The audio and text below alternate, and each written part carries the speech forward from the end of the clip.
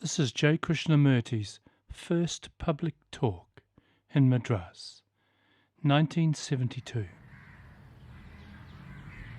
As we are going to talk about a great many things concerning our daily existence, I think we should be quite clear from the beginning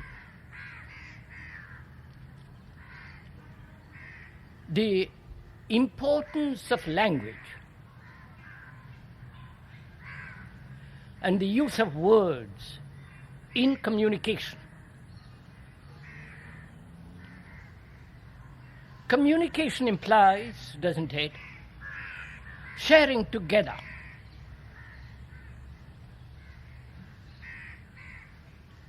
Sharing what we are talking about together. Sharing implies a quality of mind that is willing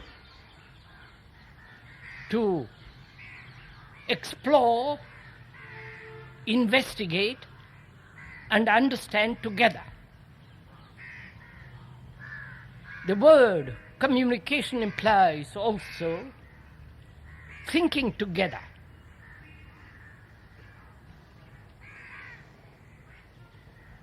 Working together, learning together. So, it is a matter of importance, I think, that what we are going to talk about and investigate together,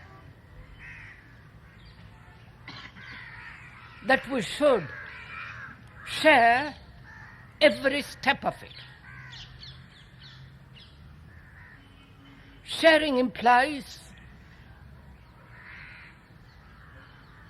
a quality of love. Otherwise you can't share. If there is no mere intellectual curiosity, or if you're not very serious, then sharing becomes rather impossible. And as we are going together to take a very long journey into all the, rather most of the problems of our existence, we should, if we are journeying together,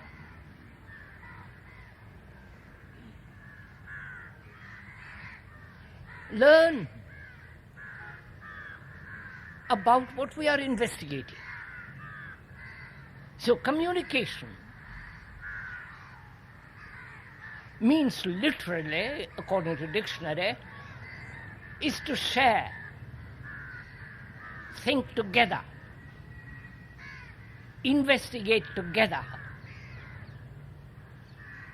and understand together.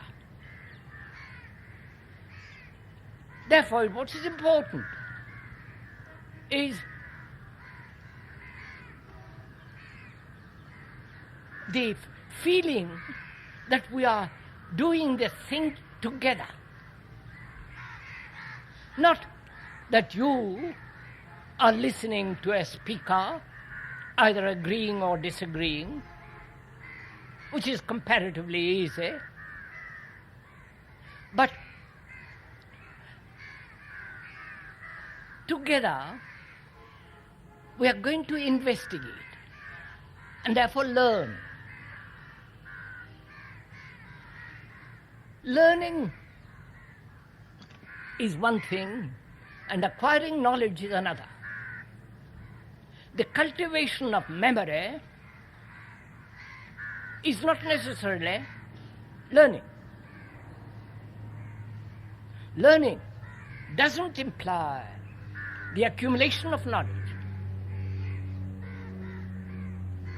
So we are going to go into all this.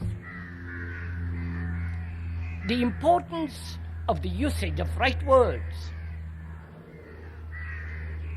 Because we have linguistically the only means of conversation, of communication. If you misinterpret the word according to your particular linguistic conditioning, then you and I, as a speaker, and you who are listening, we shall part company. So it's very important right from the beginning of these talks that we understand together the meaning of words which we are using.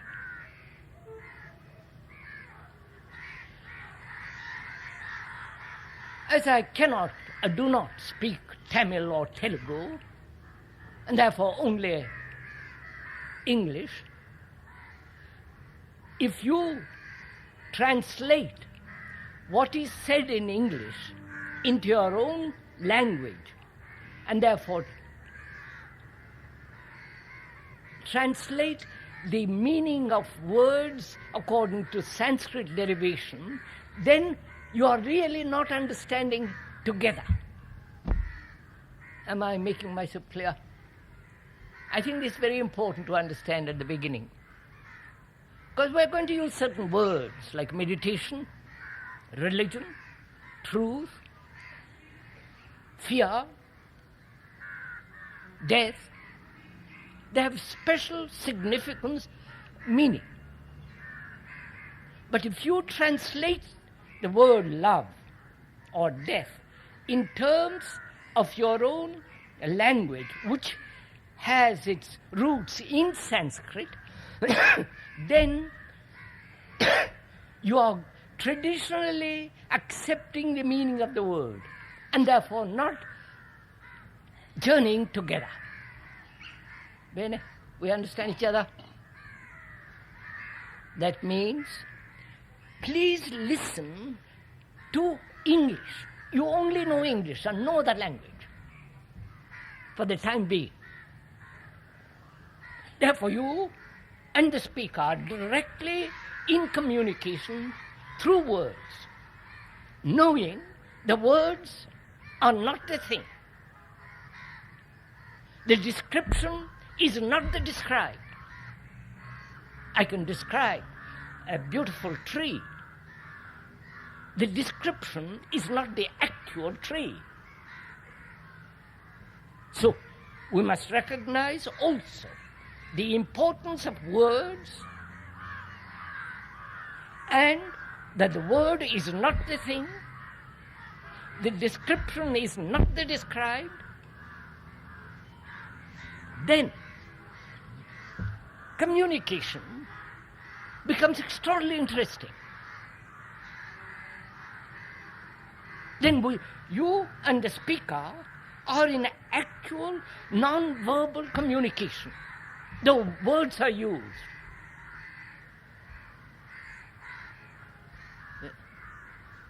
Right? You know, for most of us, communication is either through words, gesture, or facial expression. But there is also a deeper form of communication that is non-verbal, and that can only take place when you and I, the speaker, understand the meaning of words and at the same time, with the same intensity, with the same urgency, and at the same level we meet, then non-verbal communication can take place.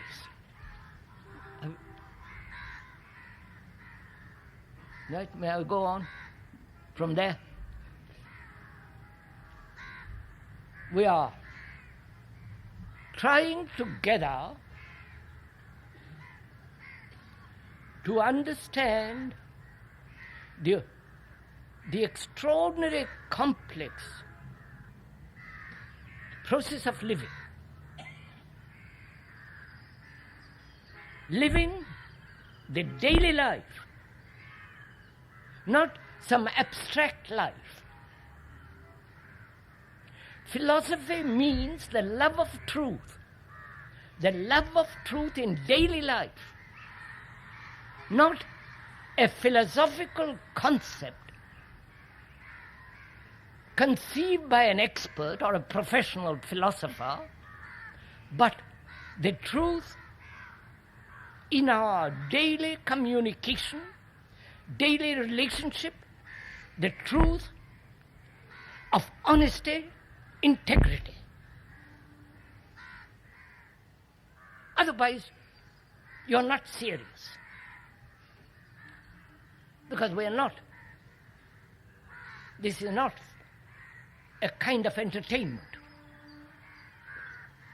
Religious, emotional, or intellectual entertainment. If you want that, you can go somewhere else. It's very simple. So this is a very serious thing that we're discussing, talking over together. And to be serious implies that one must be very honest. One must say what one thinks exactly and not have a double meaning. Therefore, one must have that quality of integrity, that when you say something, you mean it.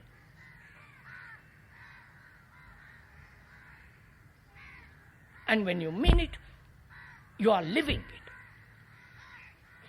And that makes the mind extraordinarily serious.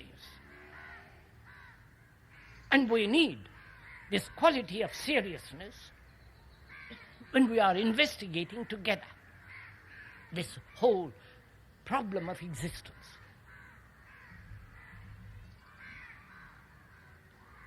The word investigate means to trace out. The speaker is not tracing out for himself. He is tracing out together. We are doing it together. And this is very important to understand. Therefore, there is no teacher and a disciple.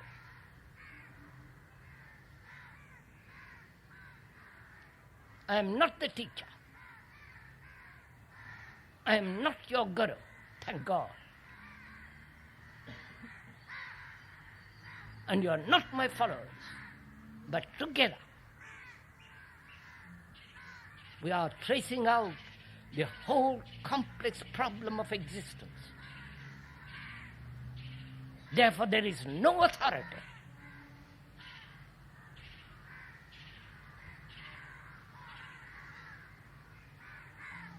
So a mind that is really serious,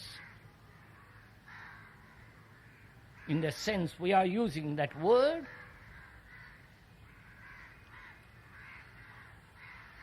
such a mind demands naturally a way of living that is totally different from the way we are living now.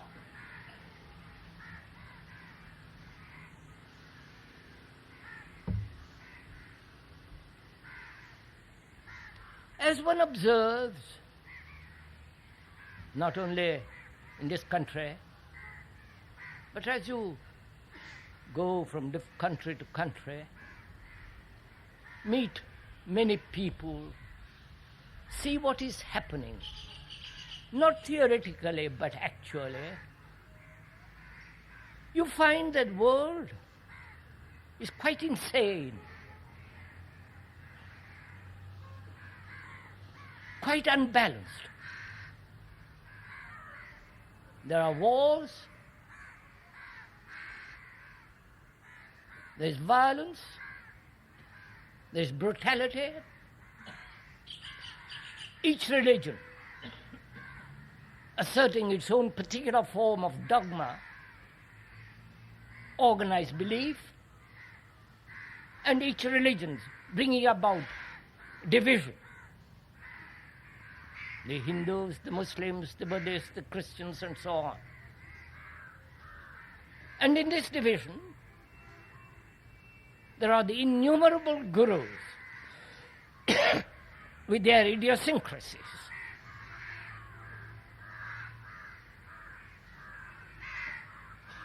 So wherever you look, not only outwardly, but in your intimate relationship with each other, you notice this tremendous division, chasm between people as nationalities, as religious groups, as sects and so on, each with a particular authority of their own. You must have noticed all this. So, the first thing one notices, observes seriously, is that wherever there is division, there must be conflict.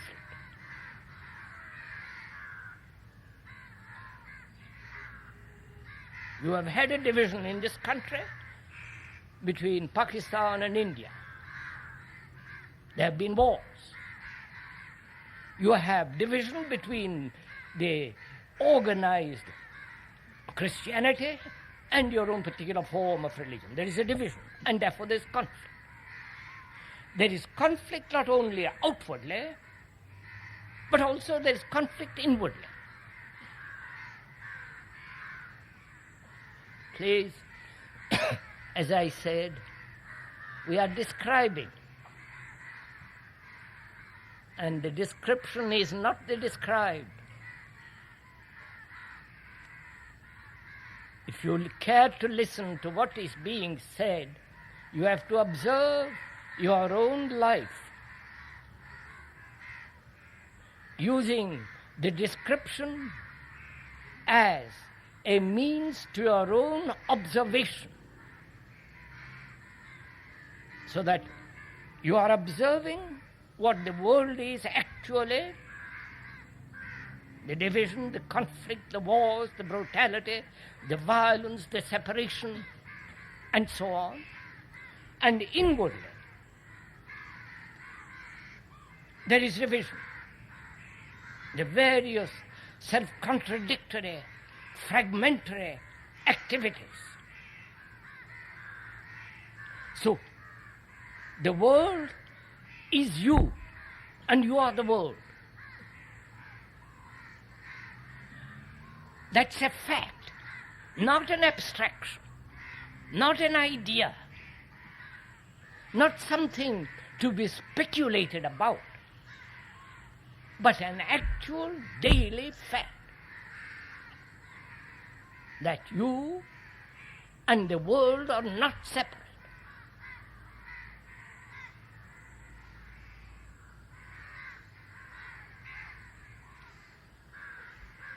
All right? Now, seeing this, what is a human being to do? Not only outwardly, but inwardly. The social immorality,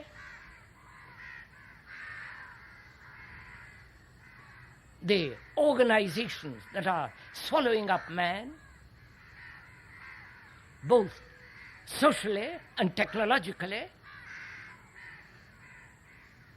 and the conflict within oneself, the sorrow, the pain, the loneliness, the anxiety, fear.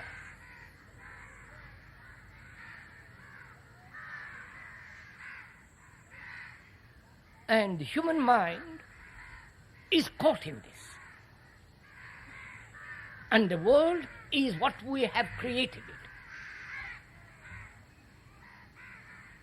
And we are responsible for everything that's happening in the world. You may not feel it. You may like to avoid it. You may shut your eyes.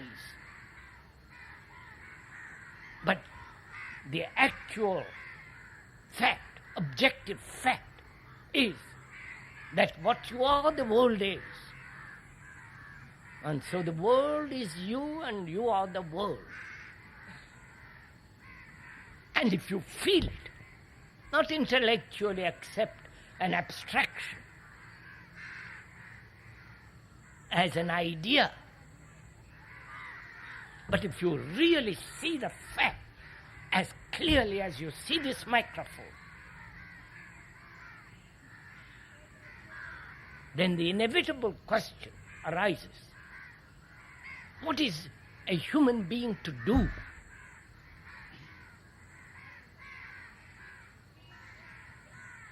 I hope you're asking this question. You're not being stimulated to ask this question by the speaker. If you are being stimulated to ask the question, then it is an artificial stimulation and will wither away when you leave this place.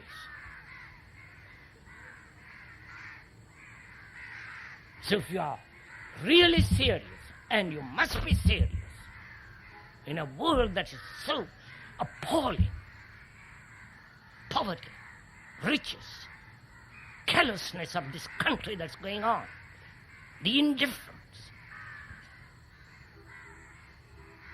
to all the things that are taking place in this marvelous country. Country is different from the people who live in it. Thank God.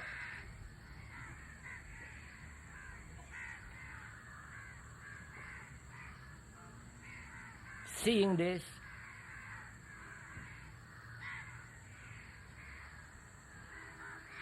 because we are concerned, when you observe this, you feel deeply that there must be a revolution.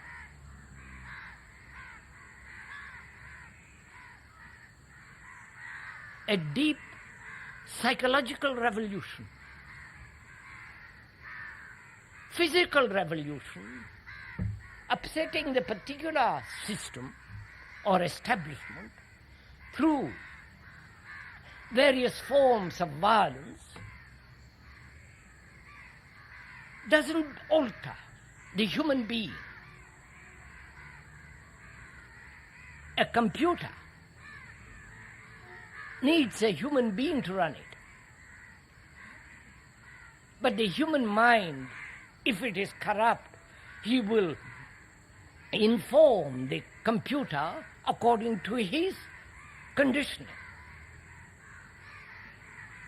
And to merely be concerned, if you are at all concerned, I doubt it very much, if you are concerned about anything, if you are really deeply concerned and observe that physical revolution, as it has taken place in Russia and other places,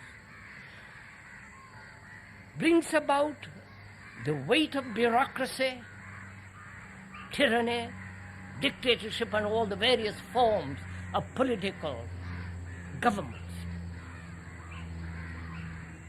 And one sees that actually, then one doesn't turn one's mind in that direction at all. Because you see the end result of all that. Therefore, one asks, what kind of revolution is necessary? Change, radical, fundamental change in the mind.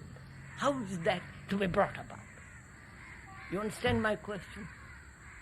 Are we meeting together? Yeah? Are we traveling together so far that the human mind,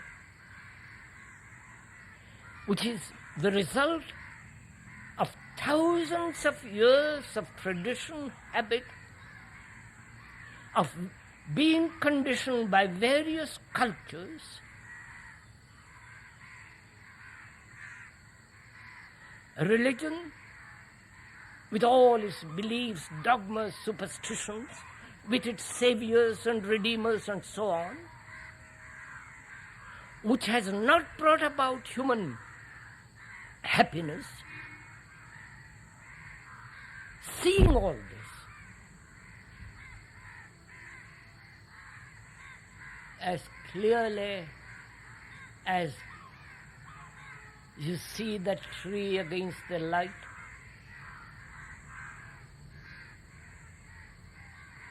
then you ask yourself, how is this change to be brought about? Because the human mind, which is the result of time, which is evolution, which is the result of experience, which has accumulated tremendous knowledge,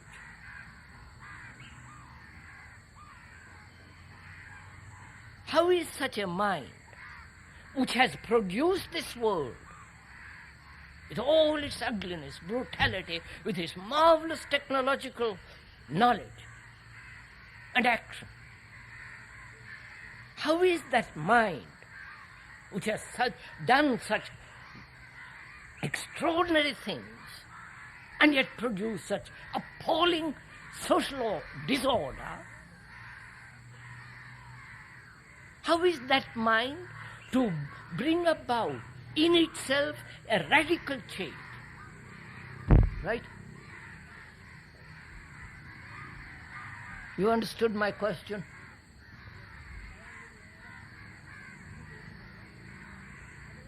So that's what we are going to inquire. We are going to spend the next 3 talks in inquiring together, sharing together, working together to find out for ourselves if that mind, which is so heavily conditioned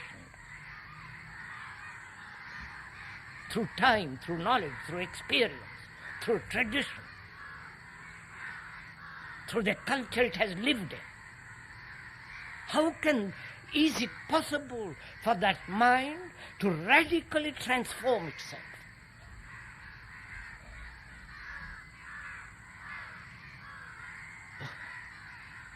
It's hot, isn't it?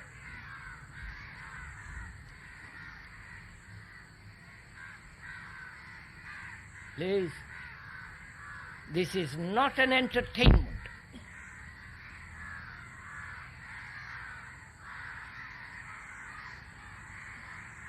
Religious or political or intellectual. You are taking part in it. Your mind is active, trying to find out. Not accepting or disregarding what the speaker is saying. Because there is no agreement or disagreement when we are together investigating.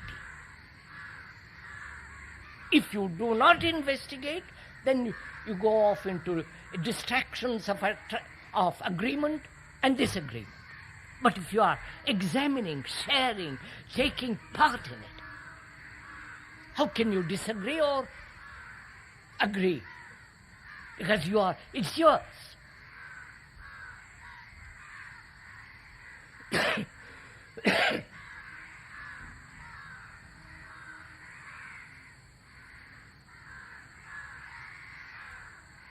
Can this mind, your mind, the mind being the intellect, which has the capacity to reason logically or illogically,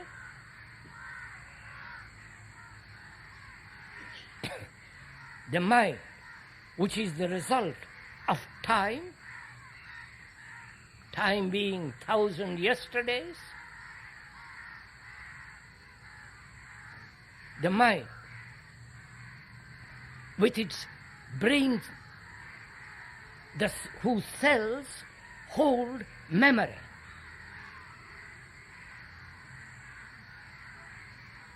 The mind being all the feelings, all the thoughts, all the content of its consciousness.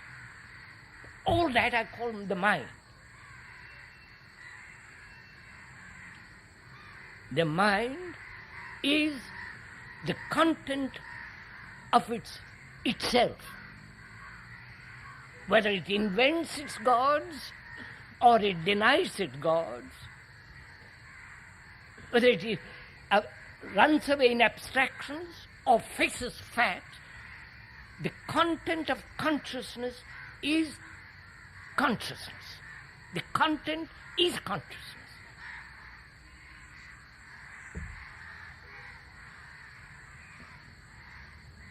So how is the mind?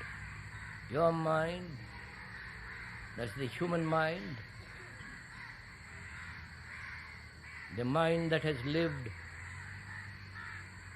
for thousands upon thousands of years, suffered, lived in agony, in strife, in confusion, in misery, in fear, pursuing pleasure,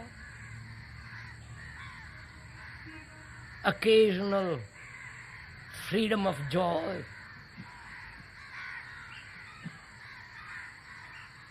This thing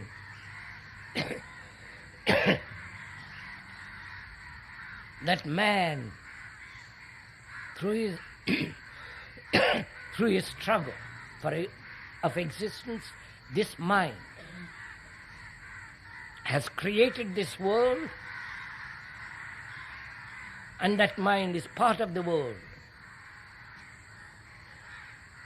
And we are asking, is it possible for that mind to transform itself totally? Right? We are going to investigate it together. So you are listening. So you are learning through investigation. You are not learning from the speaker at all.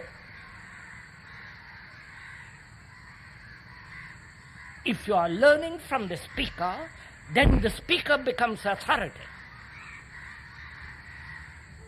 And the speaker is not your authority.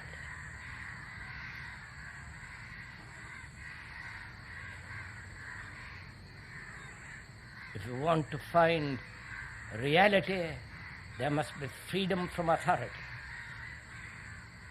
of every kind.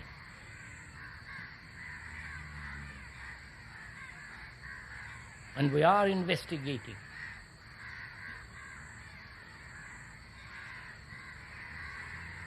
Whether there is such thing as truth, whether there is such thing as something that is beyond measure, beyond time, and to investigate, to learn,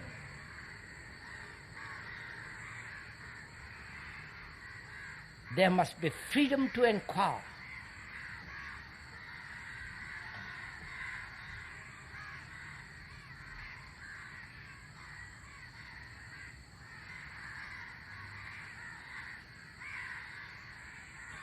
As we were saying, the mind is the result of time. Time being experience.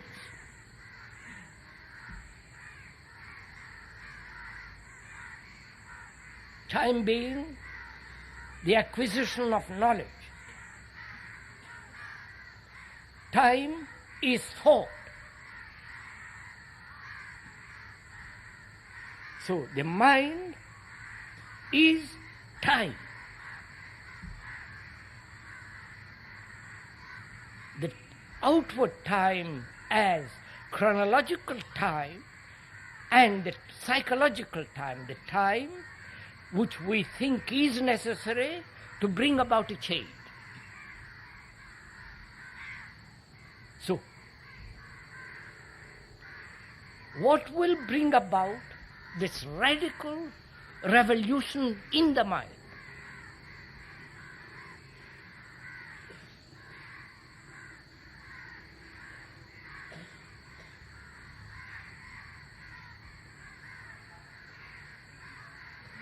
So one has to inquire into the question of thought.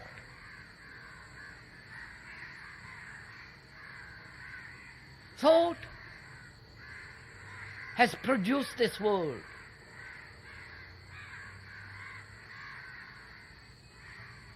The thought has divided people as the Brahman, non-Brahman and so on. Thought has created all the gods in the world. Thought has brought about a culture which may have been worthwhile at one time but is now destructive. Thought has brought about a social morality which is utterly immoral. Thought has brought about the division between nationalities, between gods, between people. So thought is responsible for this chaos in the world, as well as the marvelous technological knowledge, the activity, going to the moon and so on. Thought is responsible for all this.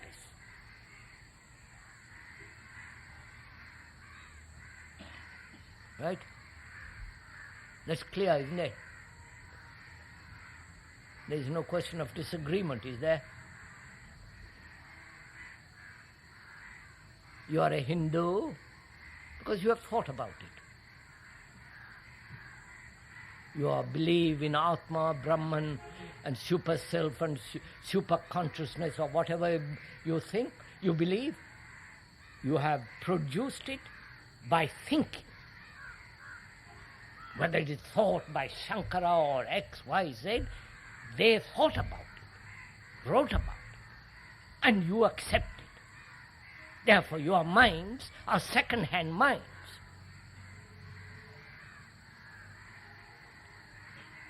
Therefore, nothing real. So thought has invented your gods,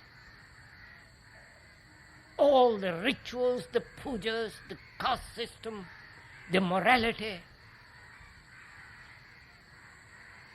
Thought has invented wars. Thought has said me and you, we and they. Thought is responsible for this enormous misery, this chaos in the world.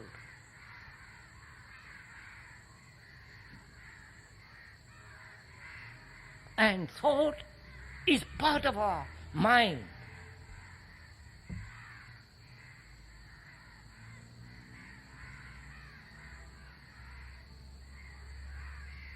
So what is one to do? You're following all this?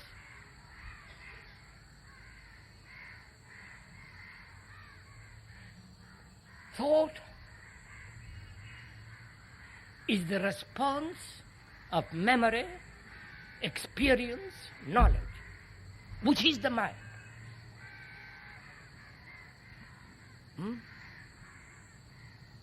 The mind, thought, has divided itself as the lower mind and the higher mind. You're following all this? As the unconscious and the conscious, as the individual and the collective. The word individual means indivisible. individuality means whole, non-fragmented being. Any person who is fragmented, broken, divided himself is not an individual. He may call himself an individual.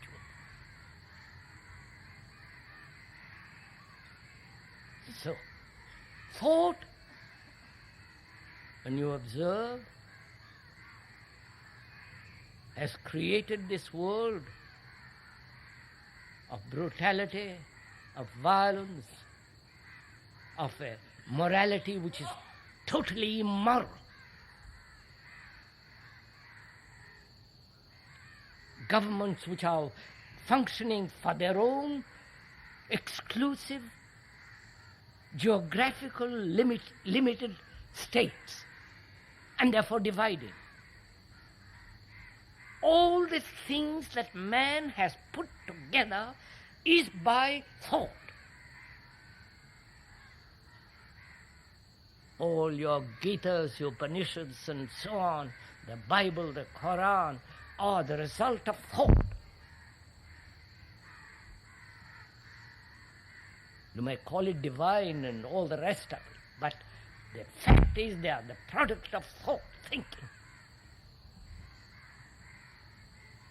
And thought has divided the mind as the lower, the higher self, the super consciousness, and the lower self. You're following all this? Watch it in yourself, please.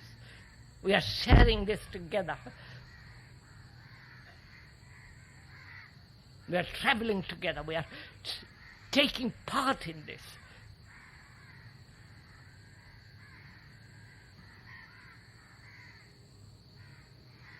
Knowing, thought, please see the complexity of it for the moment. Knowing that thought has put the world together, this world that is so confused, so all the rest of it, and thought says, I must change it.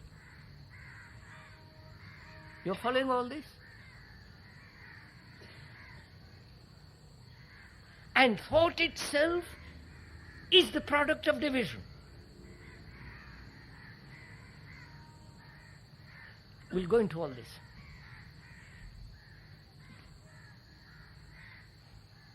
So thought is time. You understand time? There is a chronological time by the watch, and thought which says, I will change. The will to change is part of time. Are you following all this? No? It's not clear.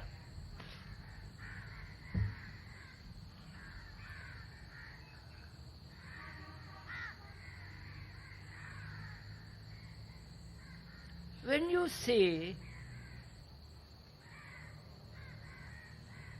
this misery, which is not a word but an actuality, thought says, I know I may be responsible for all this horror that's going on. How am I to change myself? If thought is responsible for the higher self, you following all this? If thought has divided itself as the higher and the lower, so thought says to itself, how can I bring about a radical change in this world? Can I do anything?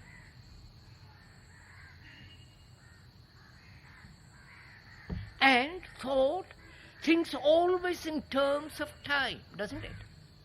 Because it is the product of time. You following? I'll go into a little bit. Thought, as you observe, you don't have to read books. The speaker has not read books, but you can observe it in yourself very clearly. Thought is the response of memory.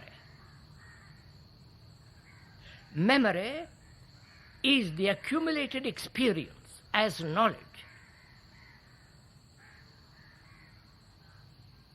And thought is the response of that memory. And that memory is has been accumulated through time. So thought is time. You're following all this? And through time, we thought things it will change the structure of society as it exists now. Right? You get it?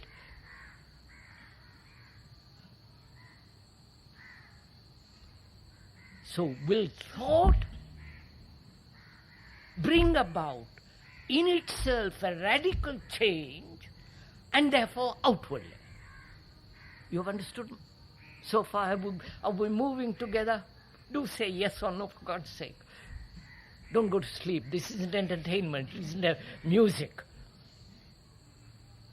where you can shake your head and keep in time.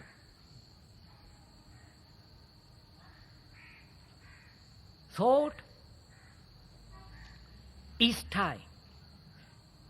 And we are questioning, will time bring about change? Or change in the sense, revolution, totally different kind of mind.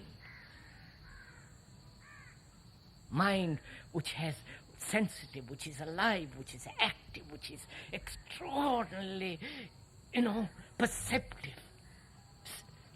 Has the sense of depth, beauty, love. All that is the mind. Can thought bring about a radical revolution in the quality of the mind itself?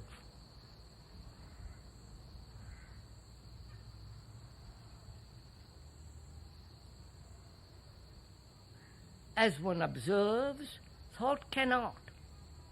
It can invent theories, it can invent ideals, concepts according to which you try to live, political concepts, as a communist, socialist, or what you will. Thought can invent all these. There is the communist theory, the socialist theory, the capitalist theory, invented by thought. And thought, by these inventions, have separated human beings, as religions have separated human beings, which is the product of thought. You're following all this? So we are asking, if thought is not capable, as it is not capable of radical transformation, bringing about a different quality of mind, then what will? You've understood my question?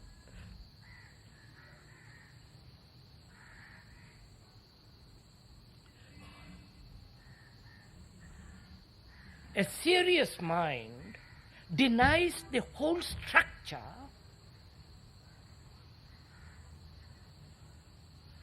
of society.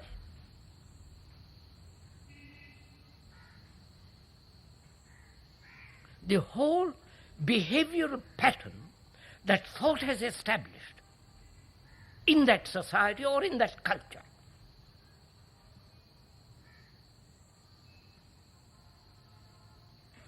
Organizationally, thought has invented these innumerable organizations, and they in their turn have produced various activities which condition the mind. These are all observable facts.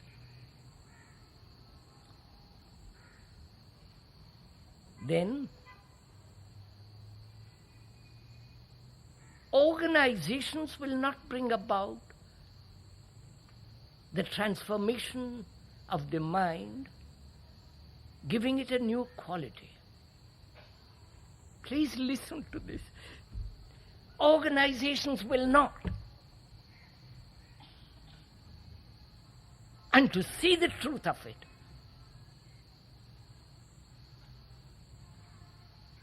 makes the mind free of organizational thinking.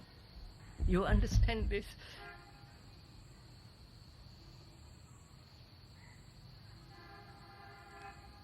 We think through organizations, government, political, religious, or some kind of guru with his organized belief, and his ashrama, which is really a concentration camp. You laugh, don't you? And you belong to it, don't you? Oh, you are cheap people. You belong to it and laugh at it. You are dishonest. And we are serious here. A mind that is serious doesn't belong to any organization.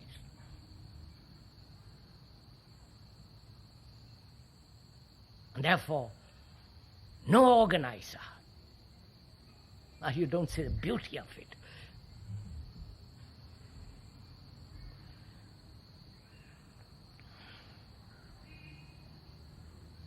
No governments can change this, bring about a radical revolution in the mind. No books, no leader, no guru. You understand, sir? You deny totally, altogether, the structure which man has put together.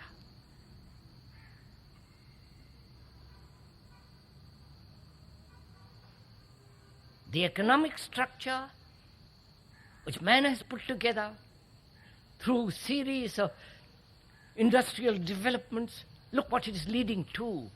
Buy more, keep on. You following all this?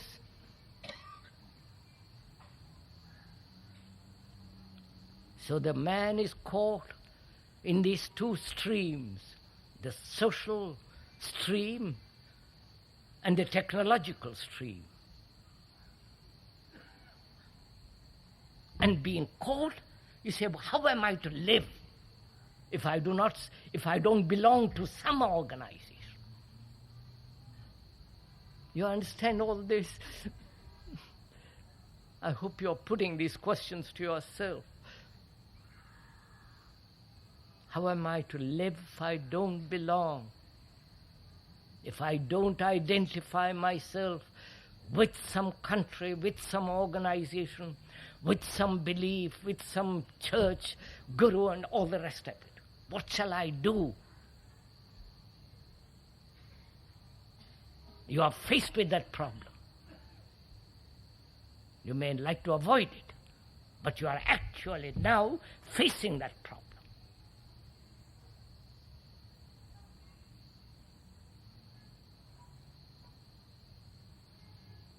How will you answer it? Will you wait for somebody else to answer it? And therefore become more second-hand than you are now?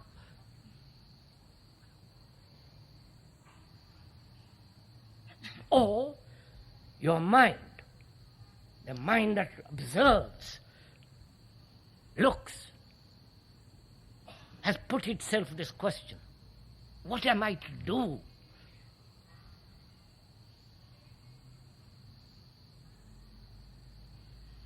What am I to do with regard to poverty and riches? What am I to do with this sorrow, not only my own sorrow, but the sorrow of the world? What am I to do?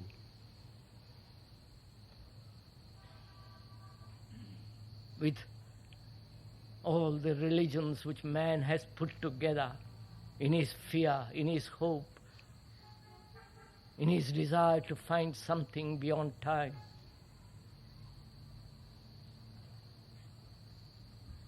And you have to answer this. Not your books, not your guru. They have answered it. They say, follow, read, accept, obey. And this, through obedience, through acceptance, through following, you have produced this world. You have made yourself into second-hand, ugly human beings.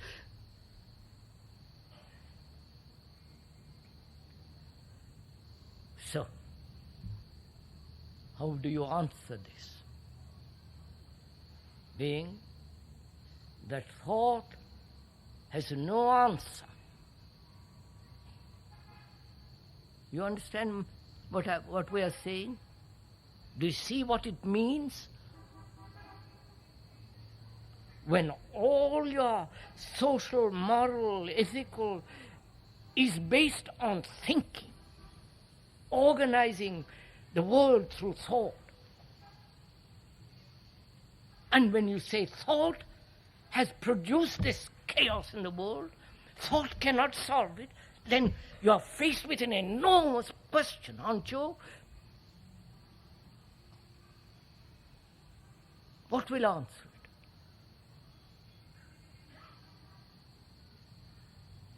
So you have to find a way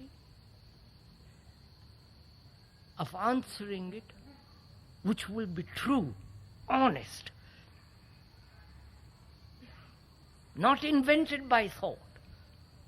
You're following all this.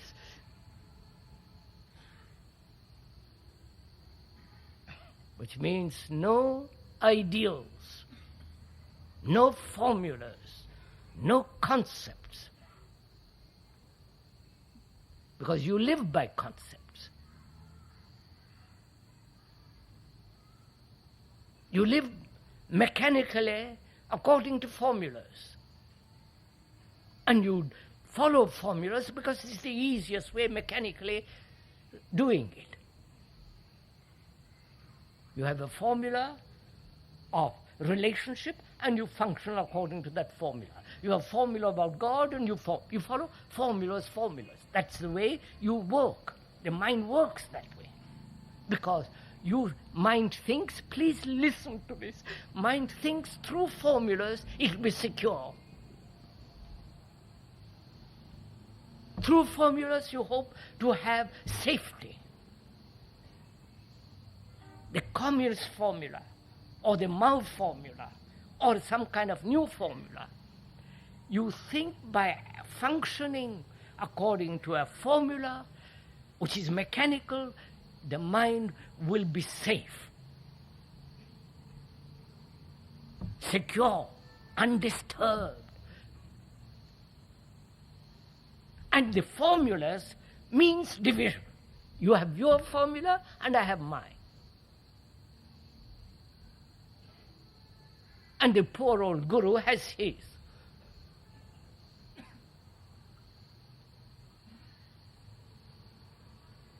Now when you see this, not only see it with your eyes, but see it inwardly. That is, when you see the false as the false, that is the truth. You understand? When you lie and see that it is a lie, this perception at that moment is the truth. You understand this? Come on, sir. So if you see very clearly that formulas of any kind is not the way out of this confusion, because formulas can be organized, and round the formula people can be organized. because people want security.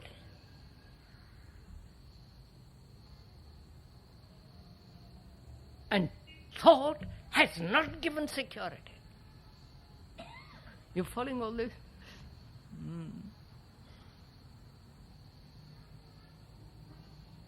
Thought has brought destruction, war, division, conflict, both outwardly and inwardly. So, if you see the falseness of organizations altogether, and the seeing is the perception of the false and therefore the truth. Therefore, organizations are finished. Wait, you listen to it carefully. Then what will make the mind? How will the mind bring about a radical change in itself? Is there a way? Not a way. You see, words are dangerous. Because when you say how, it means a method, a formula. Or when you say a way, a direction, a point which you will reach, a point which is the formula. So we must avoid the method, the way, the mechanical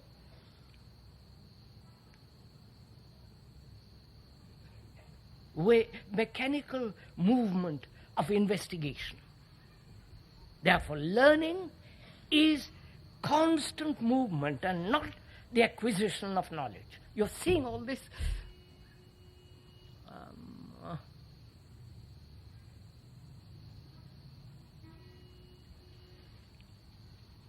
All right, sir. Welcome to it.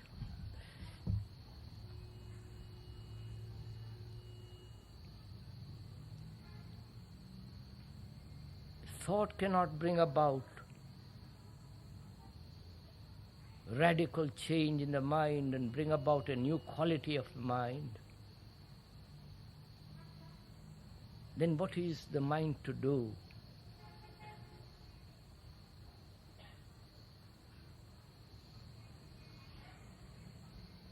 I'm going to go into a little bit and you will see.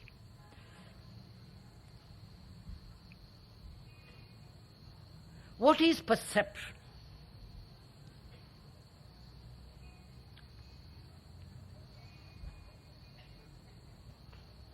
When you see that tree or that light or that person sitting next to you, what is it that perceives?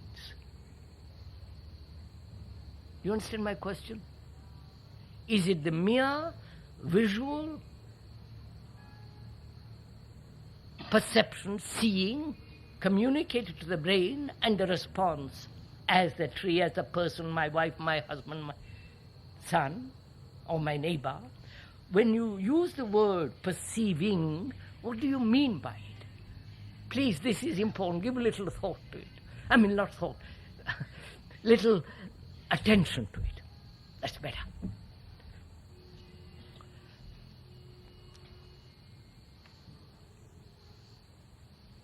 You see the speaker sitting on the platform.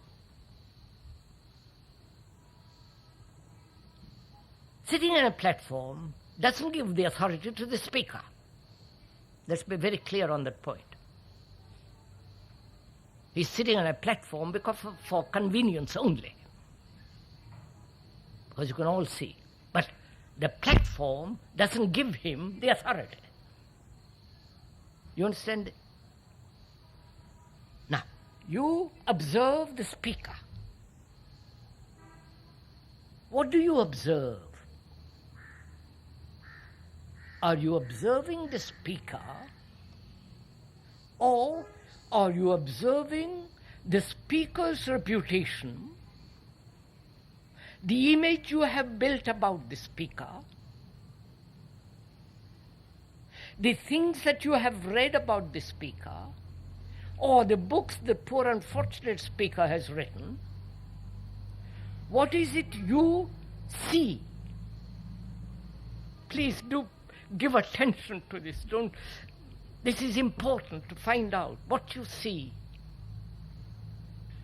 Do you actually see the person, or do you see the image that you have about the person?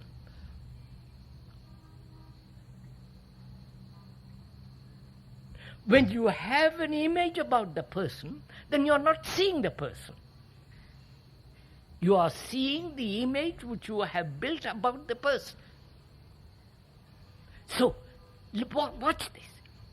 Your image creates dishonesty. Right? Now, let's approach nearer. Do you see, observe your neighbor, your wife? How do you observe your wife, your friend, your boy, girl, or whatever it is? How do you observe? Do you observe through the image you have about him or her? If you have, your image is creating in you a sense of dishonesty. No? Of course, obvious. Because the person is different from the image you have. And we prefer to have the image because it's much more satisfactory, more pleasant, more acceptable. So, it's very important to find out how to observe. Not the method. I'm using the word how. No. Let's brush that word aside. It's very important to learn about observation. Please, I'm using the word learn and knowledge as two separate things.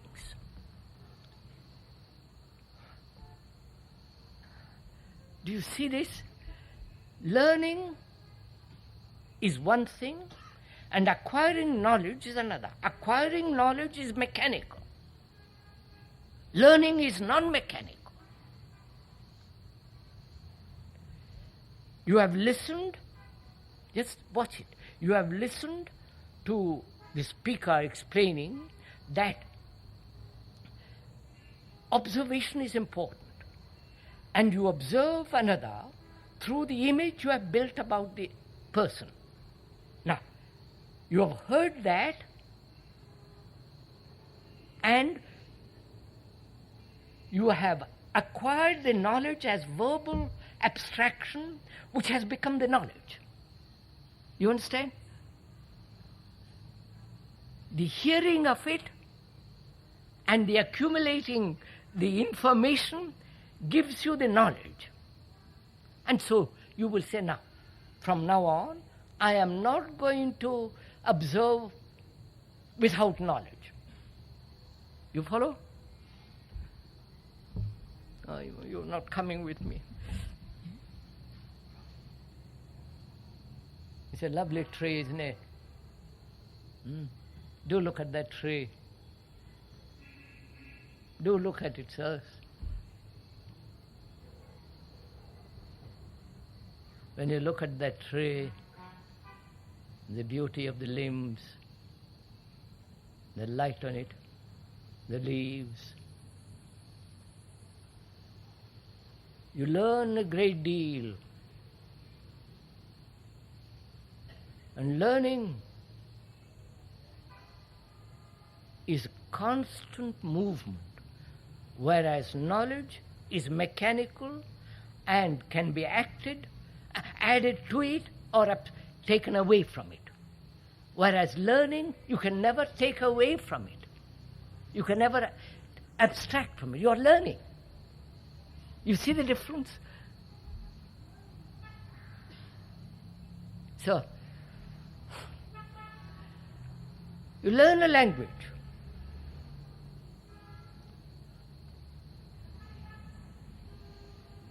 There, you are learning the meaning of words in that language, acquiring accumulating words, and therefore you acquire knowledge. And from that knowledge you speak. And learning is the moment when you do not know that language. Learning is that moment which is continuous. And therefore you are always learning. I wonder if you meet my point. Do you understand what I'm talking? Am I explaining? So there is a moment when you start learning. The moment you have acquired 2 words, it has already become knowledge. And so you have lost the moment when you are learning. You see the point? So can the mind learn or sustain that moment of learning all the time without putting away, becoming mechanical knowledge? So the mind becomes extraordinarily sensitive, subtle. So, now how do you observe?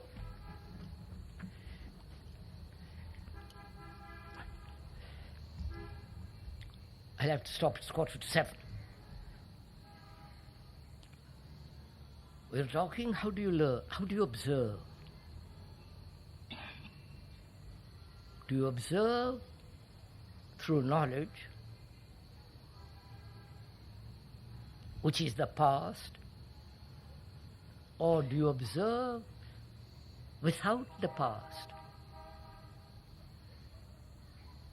Do you observe your wife, your child, your brother, or your relation with eyes that have never been touched by the past? Or do you observe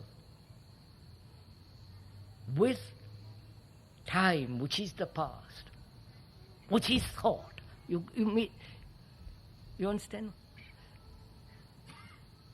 So watch it in yourself. You will learn this most extraordinary thing once you get it.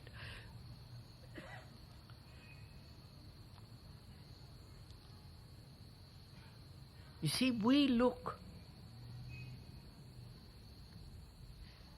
with a mind at this radical revolution, a new quality of mind, with the knowledge which we have acquired, which is the formula, which is the image. With that we want to change. You understand?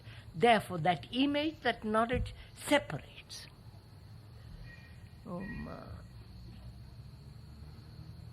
So we are saying, there is a way of looking in which thought, as time and knowledge and experience, doesn't enter at all. Therefore, you are looking as though for the first time. Therefore, the mind has completely changed. You understand?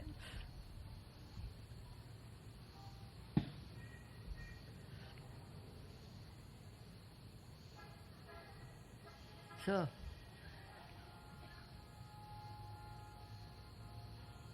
there is this world about you, of which you are a part. You have created this world. Of that there is no doubt. Your misery is the world's misery, which is not an idea but an actuality, a thing that you feel deeply, which is so. And this thing, which you call the world and you, is the product of thought. And thought is time, and time cannot change this. Thought cannot change this. Therefore there must be another kind of energy, another kind of action, which is in no way related to thought.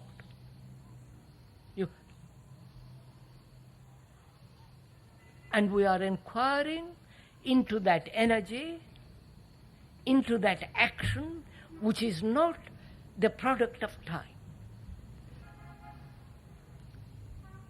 I'll have to stop now because you can't